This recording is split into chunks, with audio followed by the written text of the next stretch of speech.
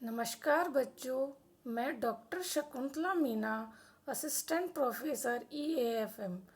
आज बच्चों हम आर्थिक नियोजन का अर्थ एवं विशेषताएं टॉपिक पर डिस्कस करेंगे। हम आर्थिक पर्यावरण की विशेषताएं प्रभावित करने वाले तत्व ये कर चुके हैं। आज हम आर्थिक नियोजन का विशेषताएं एवं परिभाषाओं देखेंगे। सबसे पहले हम परिभाषा देखते हैं। श्रीमती बारबरा वुटन के अनुसार नियोजन का तात्पर्य ऐसी प्रणाली से है जिससे बाजार को स्वेच्छापूर्वक कार्य करने के लिए ना छोड़कर इस प्रकार संगठित किया जाता है कि वे एक ऐसा आदर्श उत्पन्न करे जो स्वेच्छापूर्वक छोड़ देने से नहीं कर सकता था। अर्थात प्लानिंग इस तरीके से की जाए जिससे ये ना लगे कि अगर प्लानिंग नहीं की जाती तो इससे ज़्यादा बेटर होता। यानी कि प्लानिंग कर कर कार्य इस तरीके से आदर्श प्रस्तुत करे कि लोगों का उसमें विश्वास बना रहे कि अगर उसको फ्री छोड़ा जाता तो देश का विकास इस तरीके से नहीं हो सकता था। नेक्स्ट है श्री एच लेवी के शब्दों में, आर्थिक नियोजन का तात्पर्य उत्पादन अथवा वितरण दोनों पर विवेकपूर्ण नियंत्रण रखकर मांग और पूर्ति में संतुलन रखना है। अर्थात जो हमारा उत्पादन है और वितरण है उसी के हिसाब से हमारी प्राइस डिसाइड होती है। यानी कि मांग और पूर्ति का जहाँ संतुलन होता है वहीं कीमत निर्धारित हो जाती है। अतः आर्थिक नियोजन द्वारा उत्पादन और वितरण में समन्वय बनाया जाता है जिससे काला बाजारी या इस तरीके की ना हो, मांग और पूर्ति में संतुलन बना रहे और लोगों को जो चीज़ें हैं वो सही रेट पर उपलब्ध हो जाएं।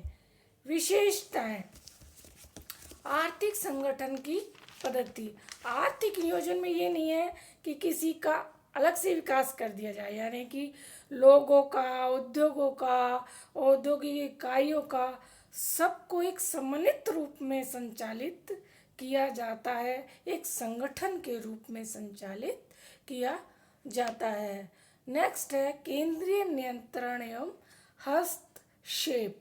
आर्थिक नियोजन केंद्रीय सत्ता के द्वारा किया जाता है और केंद्रीय सत्ता ही मार्केट मैकेनिज्म में हस्तक्षेप कर कर आर्थिक अर्थव्यवस्था पर नियंत्रण करती है। अर्थात मांग और पूर्ति में संतुलन बनाए रखती है जिससे लोगों का शोषण ना हो। आर्थिक सत्ता मतलब केंद्र सरकार, वही हमारी इन योजनाओं को बनाती है। और ये योजनाएं ये नहीं है कि बन गई हो गया, ये निरंतर प्रक्रिया है। नेक्स्ट पॉइंट है हमारा जैसा कि निरंतर प्रक्रिया। आर्थिक नियोजन एक निरंतर चलने वाली प्रक्रिया है।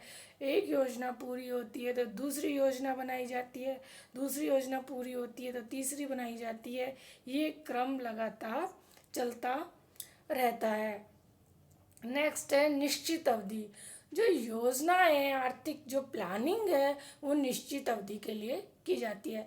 भारत में जो नियोजन है वो पंचवर्षीय योजनाओं के द्वारा किया जाता है। तो यानी कि निरंतर प्रक्रिया है लेकिन 5 साल के लिए बनाई जाती है, उसे वन ईयर में डिवाइड कर दिया जाता है। यानी कि जो हमारा जो देश आज़ाद हुआ है तब से जो हमारे जो विकास की प्रक्रिया है वो पंचवर्षीय योजनाओं के माध्यम से होती है। और इसका जो वो है वो पंडित जवाहरलाल नेहरू ने प्रारंभ जो नागौर से उसका पंचवर्षीय योजनाओं का हुआ था। पंचवर्षीय योजनाओं का 1951 में सबसे पहले पंचवर्षीय योजना बनी थी और ये 5-5 साल के लिए बनती है।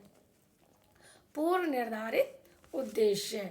जो आर्थिक नियोजन है उसके अंदर पहले से ही आर्थिक, सामाजिक, राजनीतिक परिस्थितियों को ध्यान में रखते हुए केंद्रीय सत्ता के द्वारा पहले से ही उद्देश्य निर्धारित कर दिए जाते हैं और उद्देश्य निर्धारित करने के बाद उनके लक्ष्यों का प्राप्त करने की कोशिश की जाती है। जैसे कि नेक्स्ट है लक्ष्यों का निर्धारण।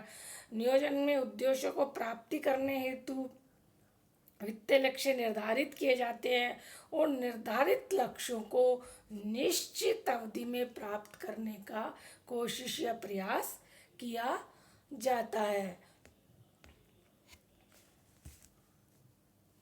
नेक्स्ट है प्राथमिकताओं का निर्धारण, यानी कि उद्देश्य हमारे निर्धारित कर दिए जाते हैं, लक्ष्य निर्धारित होते हैं कि इनको किस तरीके से प्राप्त करना है, लेकिन जो हमारे उद्देश्य हैं उसमें किस उद्देश्य को पहले लिया जाए। जैसे वैसे भी हम कोई भी कार्य करते हैं तो उस इम्पोर्टेंस के हिसाब से कि कौन सा कार्य हमारे लिए पहले ज़रूरी है, उसके बाद वो है, तो ऐसे जो सबसे ज़्यादा ज़रूरी होता है उस कार्य को हम पहले करते हैं। इसी तरह जब हम प्लानिंग करते हैं तो जो हमारी प्राथमिकता सबसे पहले होती है कि इसको पहले अचीव करना है, उसको हम पहले अचीव करने का प्रयास करते हैं और उसका इसी तरह हम प्राथमिकताओं का क्रम निर्धारित कर देते हैं। साधनों का आवंटन, देश में उपलब्ध जो भी साधन है, भौतिक वित्तीय साधन, सरकार नियोजन अधिग्रहण पर नियंत्रण होता है। इन समस्त साधनों के लिए विशेष सर्वे के बाद निश्चित उद्देश्यों के लिए इनका आवंटन किया जाता है, जिससे उनका उपयोग साधनों का आवंटन कर कर उसका उपयोग किया जाता है। यानी प्राथमिकता का निर्धारण कर लिया, फिर उन साधनों का सर्वेक्षण किया, फिर उनका आवंटन किया किस उद्देश्य को प्राप्त करने के लिए, फिर उनका उपयोग किया। नेक्स्ट है संपूर्ण अर्थव्यवस्था के लिए नियोजन। जो आर्थिक नियोजन है वो किसी विशेष क्षेत्र के लिए नहीं किया जाता, संपूर्ण अर्थव्यवस्था के लिए किया जाता है।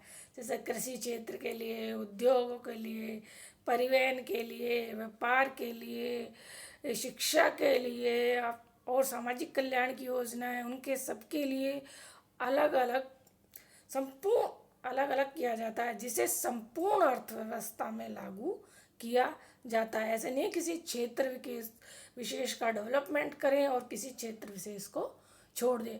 यानी कि आर्थिक नियोजन के अंदर अर्थव्यवस्था के सारे क्षेत्रों को लिया जाता है।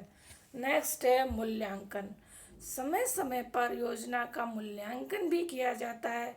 नियोजन अवधि के बाद किए गए मूल्यांकन से ये पता चल जाता है कि जो हमारे निर्धारित लक्ष्य थे वे कहाँ तक प्राप्त हुए हैं और इन लक्ष्यों को प्राप्त करने में क्या क्या हमारी कठिनाइयाँ आई हैं, क्या क्या कमी रह गई है, इनकी सफलता किस हद तक हमें प्राप्त हो गई है, इसका बीच बीच में मूल्यांकन करते रहते हैं, जिससे जो बाधाएं कमियां हैं उनको दूर किया जा सके। नेक्स्ट है जन सहयोग। आर्थिक नियोजन की एक सबसे महत्वपूर्ण विशेषता है कि बिना जन सहयोग के चाहे कितनी भी योजनाएं बना लो, कितना भी लक्ष्य निर्धारित कर लो, कितने भी उद्देश्य निर्धारित कर लो, लेकिन बिना जन सहयोग के ये सफलतापूर्वक नहीं हो सकती। अर्थात जन सहयोग से ही हमारा आर्थिक नियोजन सफल संभव हो सकता है। नेक्स्ट है संरचनात्मक परिवर्तन।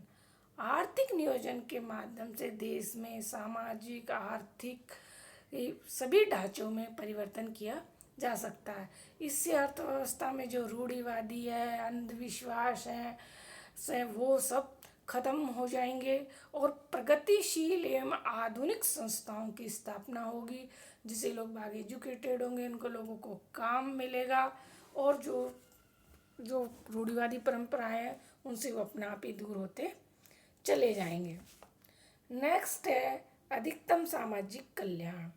आर्थिक नियोजन की एक महत्वपूर्ण विशेषता है कि साधनों को इस प्रकार उपयोग किया जाए जिससे अधिकतम सामाजिक कल्याण संभव हो सके, यानी कि समाज को उसका पूरा पूरा लाभ मिल सके। यानी कि योजनाएं नो प्रॉफिट नो लॉस, यानी कि अधिकतम लोगों का उसमें कल्याण हो, इस हिसाब से बनाई जाती हैं। उसी हिसाब से उद्देश्य प्राथमिकताएं निर्धारित की जाती है, उन लक्ष्यों को प्राप्त करने की कोशिश की जाती है। यानी कि आर्थिक नियोजन द्वारा प्लानिंग कर कर देश का विकास किया जाता है और भारत में ये विकास पंचवर्षीय योजनाओं के द्वारा किया जा रहा है। और ये पंचवर्षीय योजना बनाना 1951 से प्रारंभ हुई है और अभी तक हम जो देश का विकास है वह पंचवर्षीय योजनाओं को वन ईयर में डिवाइड कर कर किया जा रहा है। धन्यवाद।